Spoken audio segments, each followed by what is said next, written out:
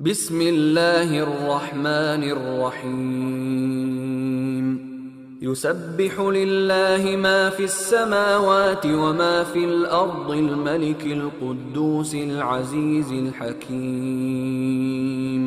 هو الذي بعث في الأميين رسولا منهم يتلو عليهم آياته ويزكيهم ويعلمهم الكتاب والحكمة وإن كانوا من قبل لفي ضلال مبين وآخرين منهم لما يلحقوا بهم وهو العزيز الحكيم ذلك فضل الله يؤتيه من يشاء والله ذو الفضل العظيم مثل الذين حملوا التوراة ثم لم يحملوها كمثل الحمار يحمل أسفارا بئس مثل القوم الذين كذبوا بآيات الله والله لا يهدي القوم الظالمين قل يا أيها الذين هادوا إن زعمتم أنكم أولياء لله من دون الناس فتمنوا الموت إن كنتم صادقين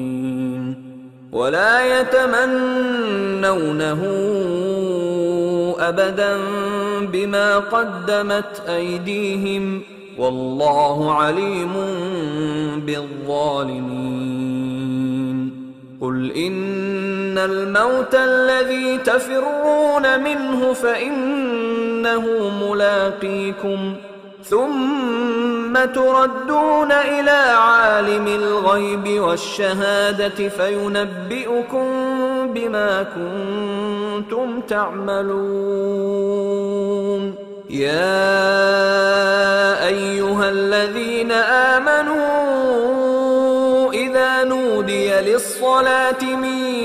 يوم الجمعة فاسعوا إلى ذكر الله وذروا البيع ذلكم خير لكم إن كنتم تعلمون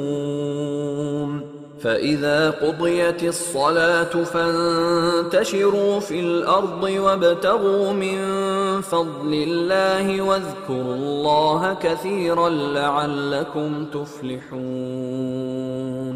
وإذا رأوا تجارة أو لهوا انفضوا إليها وتركوك قائما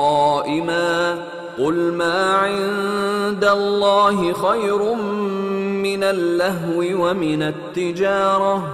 والله خير الرازقين